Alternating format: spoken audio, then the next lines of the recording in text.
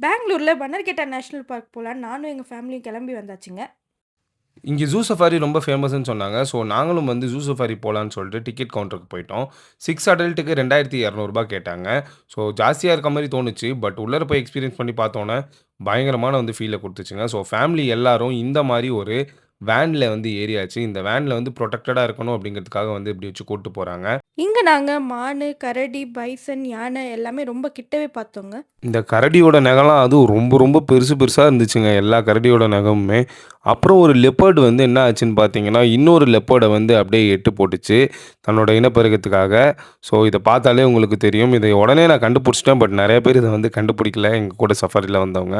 And இங்க வந்து பெண் சிங்கம் எல்லாமே வந்து ஏதோ லேப்ரடார் டாக் மாரி வந்து படுத்திருந்துச்சு பக்கத்திலேயே. வேன் பக்கமா. பட் எல்லாரோட ஐ கேச்சிங்கா இருந்தது வந்து பார்த்தீங்கன்னா, இந்த ஆண் சிங்கம் தான். இத பார்த்தோனே எல்லாருக்கும் செம குஷி. வேன்ல கத்த ஆரம்பிச்சுட்டாங்க.